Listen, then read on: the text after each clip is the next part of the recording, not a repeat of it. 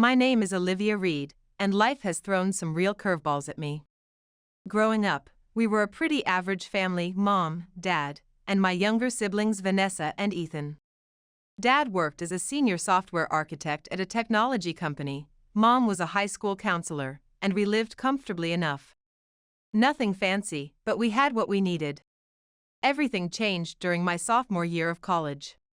I was deep into advanced AI research, pulling all-nighters to keep my scholarship, when my phone lit up with that dreaded call. Dad had suffered a heart attack at work. My heart raced as I rushed to the hospital, but by the time I arrived, a cold emptiness washed over me. He was gone. The next few months felt like drowning in quicksand. Mom collapsed into a mental fog, barely functioning. She tried picking up extra shifts at school but couldn't handle the stress. Money evaporated like morning dew.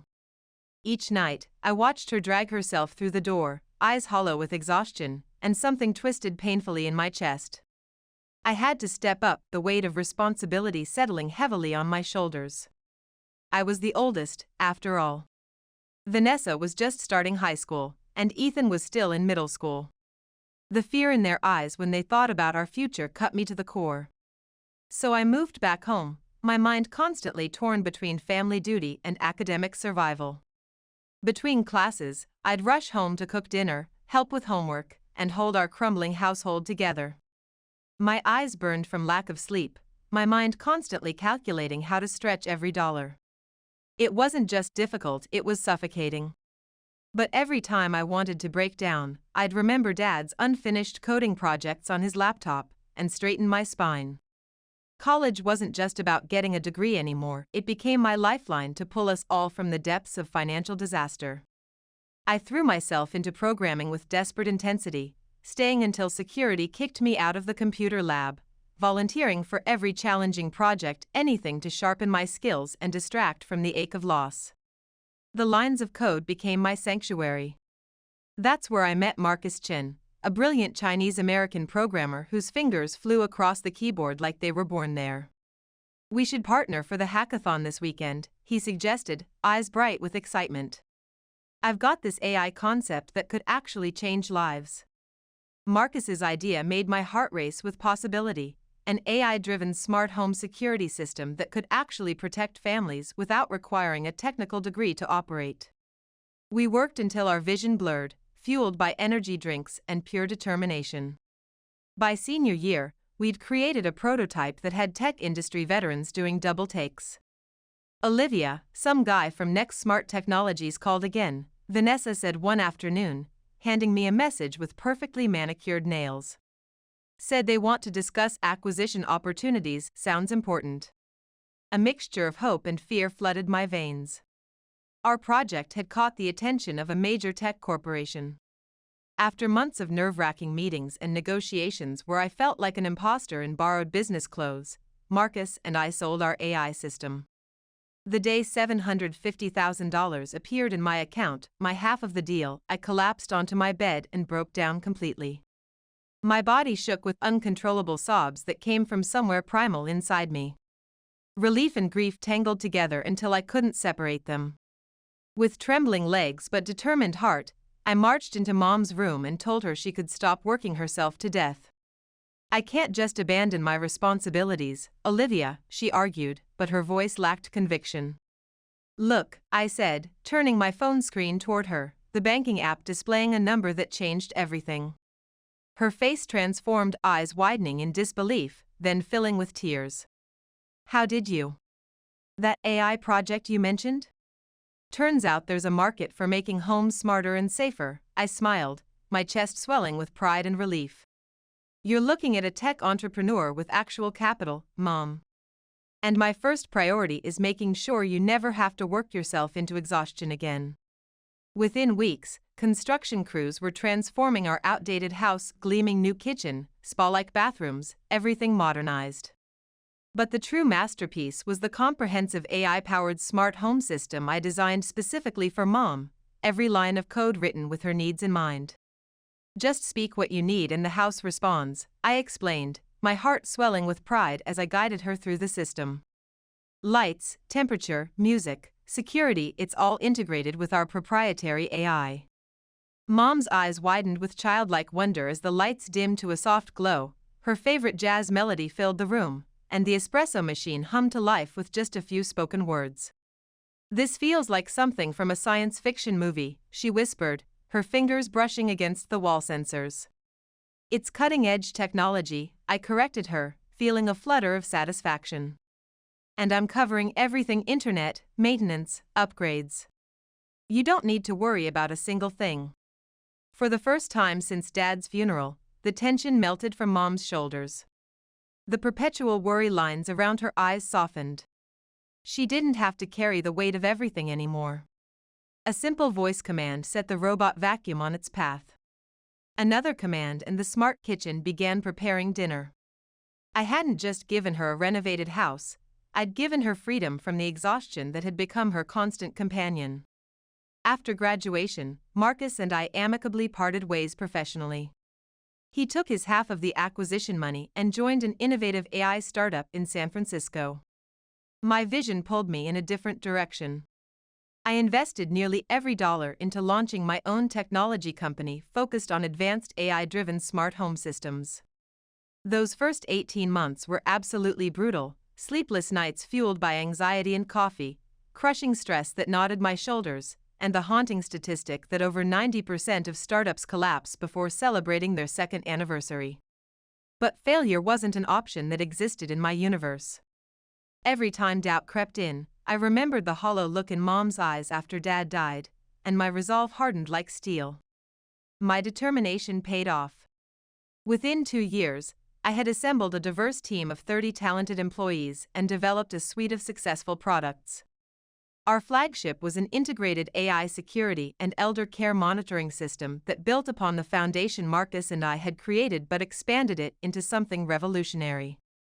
I purchased a high-end downtown condo near our corporate headquarters and a quality car, elegant but understated. Flashy displays of wealth held no appeal for me. The majority of our profits were strategically reinvested into research and development or flowed directly to my family. I established automatic monthly transfers to Mom, Vanessa, and Ethan, ensuring they lived comfortably while I focused on growing the business. Life settled into a predictable pattern over the following years. My company thrived beyond my initial projections, and I discovered I genuinely loved the complex challenges of running a technology enterprise. Meanwhile, my family adapted to their new financial circumstances, though with varying degrees of grace. Mom embraced her transformed life completely. After years of counseling troubled teens and working herself to exhaustion, she seemed to blossom in retirement. During my weekly visits, she'd greet me with renewed energy, eager to showcase her latest furniture rearrangement or experimental recipe from that cooking show she'd become obsessed with. Vanessa and Ethan's situations were considerably more complicated. After half-hearted attempts at college, both dropped out within their first year. My disappointment was tangible, but I tried to remain supportive, believing they simply needed time to discover their passions. "Why are you always pushing so hard?" Ethan complained when I questioned his directionless drift. "Not everyone wants to sacrifice their entire life for a career like you do, Liv." His words cut deeper than he knew, but I swallowed my hurt. Instead of lectures, I secured them both comfortable apartments and established monthly transfers to their accounts, $2,500 each, plus covering their rent and utilities. The arrangement was more than generous by any objective measure. "This support isn't permanent," I reminded them, trying to ignore the tiny voice warning me I was enabling dependency. "It's just until you find your direction." But months dissolved into years with alarming speed, and neither seemed any closer to self-sufficiency. Vanessa floated between barista shifts at trendy cafes, working just enough hours to maintain the illusion of employment while focusing primarily on building her Instagram following. Ethan's situation was even more frustrating, occasionally picking up shifts at the local game store but devoting most of his energy to competitive gaming and sleeping until noon. "You both need to find stable careers," I said firmly during our monthly dinner, my frustration seeping into my voice despite my efforts to remain calm. "I can't financially support you indefinitely." When I get married and start my own family someday, my priorities will have to shift. They nodded with practiced sincerity, making the same empty promises about job hunting that I'd heard countless times before. My heart sank as I recognized the pattern we were trapped in. Nothing would change because I'd created this situation myself. The uncomfortable truth burned in my chest: I'd made their lives too comfortable. With rent, utilities, and a generous monthly allowance guaranteed, why would they ever push themselves? Why commit to full-time work at the game store when your successful sister deposits $2,500 into your account like clockwork every month? The realization hit me with the force of a physical blow one Tuesday evening. All this time, I believed I was helping my siblings through a temporary rough patch, but I was actually preventing them from developing into functioning adults. Vanessa was 27 now, Ethan 25. By their age, I'd already developed groundbreaking technology and built a multi-million-dollar company. Meanwhile, they drifted through life without direction or purpose, secure in the knowledge that their big sister's financial safety net would always catch them. And Mom, her transformation disturbed me even more. The gratitude that once filled her eyes when I installed the smart home system had gradually morphed into expectation, then entitlement. What began as a miraculous gift was now simply her due. And apparently, a lake house was next on her list of expectations. Mom had begun dropping increasingly obvious hints about wanting a lake house about 6 months before her upcoming 55th birthday, her manipulation subtle but persistent. Wouldn't it be wonderful to have a retreat by the lake? She'd mentioned casually during our calls. Soon she escalated to sending me real estate listings with lakefront properties, her texts growing more specific. "Look at this gorgeous place, Olivia. The deck overlooking the water would be perfect for entertaining my friends." I responded with intentionally vague texts like "looks nice" or "pretty view," careful never to make any promises. But each non-committal reply seemed to convince her further that her lakehouse dreams would soon become reality. One evening in early October, I was reviewing quarterly projections in my condo when I realized Mom's birthday was barely a month away. Despite everything, I wanted to create something special for her. I created a group message with Vanessa and Ethan that night. "Mom's turning 55 next month. I think we should organize a holiday party at her house. Can you both help with planning?" I typed, already anticipating their responses. Their replies appeared almost immediately. "Vanessa, sounds expensive and time-consuming. You're better at this stuff anyway. I'm totally broke until my next paycheck." "Ethan, can't that weekend. Major gaming tournament. But I'll definitely show up for cake." I stared at my screen, disappointment and anger mingling in my chest. "Fine. I'll handle everything myself," I replied, fighting the urge to say what I really thought. For the next several weeks, I channeled my frustration into creating the perfect Christmas celebration. I scheduled professional decorators to transform Mom's home into a winter wonderland, arranged for gourmet catering from the city's most exclusive restaurant, and ordered a custom cake that cost more than most people's monthly rent. The centerpiece of my planning was reconnecting Mom with people from her past. I tracked down her sister Eleanor from Boston and several former colleagues from her counseling days. I covered first-class flights, luxury hotel accommodations, private car services, sparing no expense. Mom had often mentioned missing these connections, and I knew their presence would make the evening truly special. The evening of the party arrived, and the transformation was breathtaking. Mom's home glowed with thousands of twinkling lights, fresh pine garlands draped every surface, and the aroma of gourmet food filled the air. The expression of delight on Mom's face when she greeted her sister and old friends was exactly the reaction I'd hoped to see. The evening flowed like a perfect dream. Laughter filled the room as we enjoyed the exquisite food and drinks. Mom's former counseling colleagues shared hilarious stories from their school days. Eleanor brought a collection of vintage family photos that captivated everyone. The joy radiating from Mom as she reconnected with these important people made all my exhaustive planning worthwhile. After dinner came the gift exchange. Ethan went first, presenting Mom with a small package wrapped in what appeared to be leftover birthday paper. It's a smart tablet, he explained as she unwrapped it. Vanessa and I loaded it with all our family photos and some apps you might like. This is absolutely perfect, Mom exclaimed, embracing them both with genuine enthusiasm. I've been wanting something like this forever. I silently calculated that the tablet couldn't have cost more than $60, and was fairly certain Vanessa had handled the entire setup while Ethan merely attached his name, but Mom's reaction was undeniably sincere. Then it was my turn. I rose from my seat, champagne glass in hand, butterflies dancing in my stomach as I prepared to share my gift.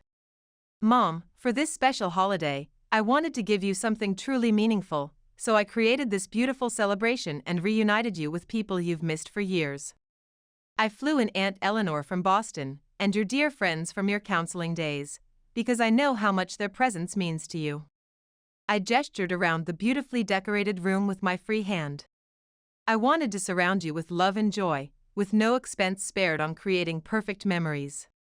Merry Christmas, Mom. I anticipated tears of gratitude, perhaps a heartfelt embrace. Instead, I watched with growing unease as Mom's expression darkened with each word I spoke.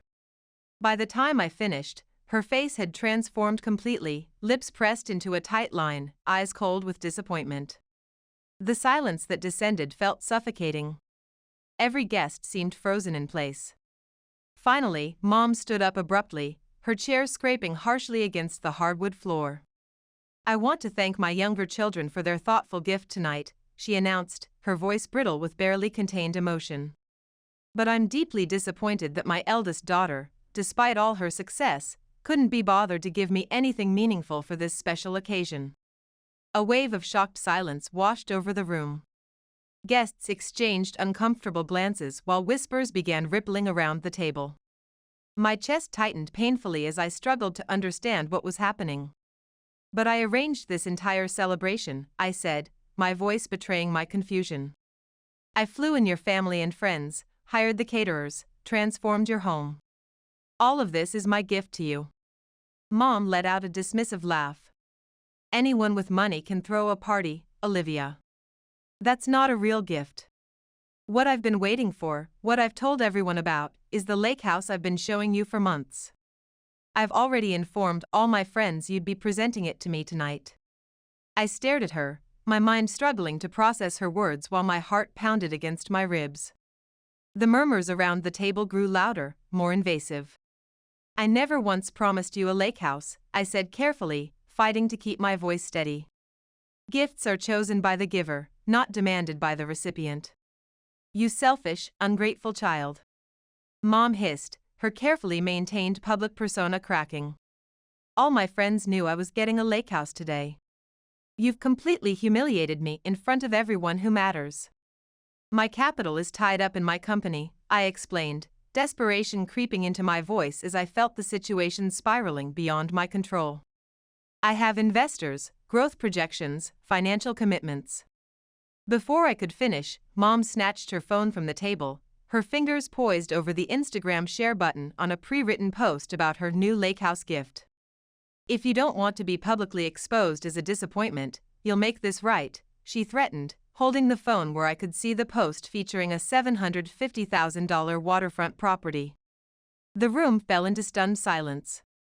I looked around at the horrified expressions of our guests, then back at my mother's cold, calculating eyes.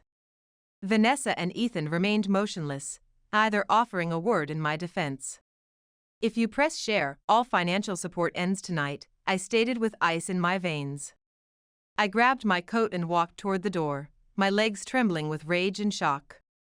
I heard the distinctive notification sound of an Instagram post being shared just as I reached the doorway. My heart plummeted as I realized she'd actually done it, chosen public approval over our relationship. Outside, I fumbled for my car keys, but my hands shook so violently I couldn't even get them into the lock. Tears blurred my vision as I ordered a rideshare on my phone, then collapsed into the back seat when it arrived. Downtown, Westlake Towers, I managed to tell the driver before silent tears turned to quiet, heaving sobs that I couldn't control. When I reached my condo that night, I shut off my phone and curled up on my leather sofa, staring blankly at the city lights through floor-to-ceiling windows. My mind replayed the evening's events in an excruciating loop. After a decade of financial sacrifice, emotional support, and putting my family first, this was how they repaid me, with public humiliation and outrageous demands. I felt like I'd been living in a fantasy world where my generosity actually mattered. The next morning, after a restless night, I finally powered up my phone. It instantly erupted with notifications, dozens of texts, missed calls, and voicemails from family members. My stomach clenched as I scrolled through them. "Vanessa, why couldn't you just give Mom what she wanted? It's not like you can't afford it. Ethan, you made Mom look bad in front of all her friends. Seriously uncool, Liv. Mom, I'm prepared to forgive your behavior if you purchase the lakehouse immediately. I've already sent the listing to the real estate agent." She'd attached a professional listing for a $750,000 waterfront property with 5 bedrooms and private dock, complete with a note to the agent saying her daughter would be contacting them with payment details. Her audacity was breathtaking, as if her manipulation and public shaming were completely reasonable, and I should simply transfer $750,000 to appease her. I hurled my phone across my living room, where it bounced off the sofa cushions. "Are they completely delusional?" I shouted, my voice echoing in the empty space. The following days passed in a fog as I went through the motions at work, my mind constantly replaying the confrontation. Late one evening, sitting alone in my corner office with the city lights spread out below me, I opened a spreadsheet and began systematically cataloging everything I'd done for my family since Dad's death. The monthly financial support I provided was staggering when laid out in columns and rows: $2,500 to Vanessa, $2,500 to Ethan, complete rent and utility payments for both their apartments, $2,000 to Mom, all household bills for Mom's renovated home, smart home system maintenance and upgrades, plus countless incidentals, car repairs, medical expenses, spontaneous shopping sprees, and luxury vacations. When I totaled everything, the figure made my stomach drop, over $12,500 every month flowing from my accounts to my family. And that didn't include extraordinary expenses like the holiday party, the high-end vehicles I'd purchased for them, or the complete home renovation with custom technology. My siblings' lack of ambition suddenly made perfect, painful sense. Why would Ethan bother with full-time employment at the game store when his sister automatically deposited enough money for a comfortable lifestyle into his account each month? Why would Vanessa pursue legitimate career opportunities when she could pose with coffee cups for Instagram while I paid her bills? The clarity that washed over me was both painful and liberating. My fingers flew across the keyboard as I drafted an email to Mom. After careful consideration of the events at the holiday party, I need to be absolutely clear. I will not be purchasing a lakehouse for you, not now, not ever. This matter is closed. Furthermore, I am terminating all financial support effective immediately. The monthly transfers, bill payments, and subsidies end today. It's time for everyone to support themselves. I clicked send before doubt could creep in. Then I called the internet provider and canceled service to Mom's house. Without connectivity, the entire smart home system would go offline. All the custom technology I'd painstakingly designed, the automated lighting, voice-controlled appliances, integrated security system, would become nothing but expensive, non-functional hardware without connection to my company's secure servers. Next, I systematically canceled all automatic financial transfers to my family members' accounts. With each transaction terminated, I felt layers of invisible weight lifting from my chest. Finally, I accessed the utility payment portal and removed myself as the responsible party for all of Mom's household bills. The reaction was swift and furious. My phone buzzed constantly with calls and messages. I blocked their numbers, but they persisted, finding creative ways to reach me. They appeared at my building's entrance, creating scenes in the lobby and demanding access to my floor.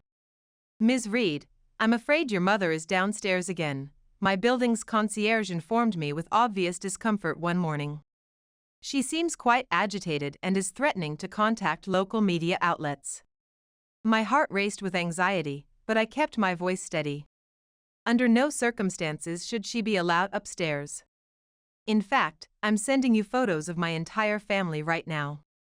None of them are to be permitted into the building for any reason. It felt cruel but completely necessary for my mental well-being. I began varying my routes to the office, adjusting my schedule unpredictably, and remaining vigilantly aware of my surroundings like a hunted animal. Part of me was consumed with guilt for severing ties so completely, while another part finally tasted freedom after years of emotional and financial captivity. A week into this new reality, my Aunt Eleanor called. I hesitated before answering, suspecting Mom had enlisted her as an emotional proxy, but curiosity ultimately won out. "Olivia, I wanted to check on you personally," she said, her voice carrying the measured tone of her accounting profession. "Patricia's behavior at that party was completely inappropriate. I want you to know that." Warmth spread through me at having someone finally validate my perspective. "How are they managing?" I asked, conflicted about whether I truly wanted details. "Patricia's had to replace the entire smart home system," Eleanor reported matter-of-factly. "When the internet service terminated, all that technology became useless. She contacted several companies about restoring functionality, but they explained it was proprietary technology they couldn't access or override." I nodded to myself. Our smart home operating system was specifically designed to be managed exclusively through my company's secure servers. Without that connection, the hardware was essentially sophisticated paperweights. She had to sell most components at significant loss and purchase conventional appliances, Eleanor continued. "The financial impact has been substantial." "And Vanessa and Ethan?" I couldn't resist asking. "They've moved back to your mother's house." Neither could maintain their apartments independently. Interestingly, they're both working full-time jobs now, Vanessa at that cafe she used to Instagram from, and Ethan at the game store. First time I've seen either of them truly work in years. That news brought a complicated mixture of satisfaction and sadness. They were finally standing on their own feet, even if it took this extreme measure to make it happen. After ending the call, I sat on my penthouse balcony with a glass of Cabernet, watching the city transform as twilight deepened into evening. The realization washed over me that I'd been carrying my family like a boulder strapped to my back for so long that I'd forgotten how it felt to stand straight. The guilt remained, pulsing beneath the surface, but alongside it grew something unexpected, a profound sense of liberation. 3 months passed with no direct contact from my family. I channeled my energy into expanding our AI technology, launched an innovative elder care monitoring system, and began dating Nathan, a tech executive who understood my world. Life felt renewed, different, yet infinitely more balanced. I maintained one connection to my former life through Aunt Eleanor, who called periodically with family updates that I both anxiously anticipated and slightly dreaded. "You might find this interesting," she mentioned during one of our calls. "Vanessa and Ethan had to sell those luxury vehicles you purchased for them, the Mercedes SUV and that sports coupe." I felt a flicker of vindication but kept my voice neutral. "Financial necessity, I imagine." "They're both working full-time positions now," Eleanor confirmed with a hint of approval. "Ethan secured a position at that electronics store in the mall, and Vanessa finally accepted permanent hours at the cafe. They're still residing with Patricia, though independent housing remains beyond their current means." My chest tightened with conflicting emotions, guilt mingled with the recognition that this forced independence was precisely what they needed. They were adults who needed to build their own lives, not perpetual dependents waiting for their next handout. "And how is Mom handling everything?" I asked, my stomach nodding in anticipation. Eleanor's heavy sigh traveled through the phone. She was consulting attorneys about legal action, if you can believe it. Something about breach of verbal contracts and financial abandonment claims. My heart pounded painfully against my ribs. She can't possibly be serious. Vanessa and Ethan discouraged her, fortunately. They explained that such litigation would be financially draining with minimal chance of success. She remains resentful, though posts rather pointed comments on social media about ungrateful children on a regular basis. The following afternoon, my executive assistant's voice came through the intercom. "Ms. Reed, there's a Vanessa Reed insisting on seeing you immediately. She claims she's your sister." My pulse quickened as adrenaline flooded my system. Did she indicate what this is regarding? She wouldn't elaborate, just repeated that it's urgent and family-related. I drew a steadying breath, my fingers tightening around my stylus. "Inform her that I'm completely booked with back-to-back meetings and unavailable. No exceptions." Later that evening, I reviewed the security footage from our lobby. Vanessa had indeed appeared, looking dramatically different from her carefully curated Instagram persona. Her designer outfits had been replaced by simple jeans and a plain sweater, her normally elaborate hairstyle pulled back in a simple ponytail. She'd engaged in an increasingly heated exchange with our receptionist before finally storming out. A sharp pang of something like regret flickered through me, but I deliberately pushed it aside. Whatever she wanted, almost certainly financial assistance, yielding now would only restart the dysfunctional cycle we'd been trapped in for years. That evening, I met Nathan for dinner at an intimate bistro downtown. He was a technology executive I'd connected with at an industry conference, brilliant and driven like myself, but with an emotional intelligence that complemented my sometimes analytical perspective on relationships. Over wine, I shared Vanessa's unexpected office visit and Eleanor's family updates. "That's quite a situation to navigate," he said thoughtfully when I finished. "Looking back now, do you feel confident that completely severing financial ties was the right approach?" I considered his question with genuine reflection. "They never saw me as a person, Nathan. To them, I was just a convenient funding source without feelings or boundaries. My mother publicly humiliated me and threatened social media exposure because I wouldn't purchase her a $750,000 lakehouse. A lakehouse. That behavior is truly shocking," he acknowledged, his expression genuinely concerned. "The truth is, I do experience moments of guilt when I hear about their struggles," I admitted, allowing myself to be vulnerable. "But then I remember how they manipulated me, how entitled their behavior became over time, and I know establishing this boundary was absolutely necessary." Nathan reached across the table and covered my hand with his touch warm and reassuring. "From everything you've described, you made the right choice. Sometimes the most necessary decisions are also the most painful ones." In the following weeks, I channeled my full energy into expanding my company, developing an innovative commercial application of our AI-driven smart home technology, a revolutionary system for corporate environments and retail spaces. The project consumed my days and nights in the most exhilarating way possible. I also deepened my relationship with Nathan, whose emotional support became my anchor during this turbulent time. Having grown up in a healthy, supportive family environment, he sometimes struggled to fully comprehend my complete separation from mine, but he never once questioned my decisions or made me feel judged. More messages from Vanessa and even Ethan appeared on my phone over the next month, but I deleted each one without reading the contents. Whatever they sought, reconciliation, forgiveness, or most likely financial assistance, I wasn't emotionally prepared to engage. Perhaps I never would be. Eleanor mentioned during our calls that Mom had secured part-time employment as an administrative assistant at a local business to supplement her income. "First legitimate employment she's maintained in nearly a decade," Eleanor observed. "She constantly laments about the indignity of working at her age." "She's only 55, I reminded her, irritation flaring in my chest.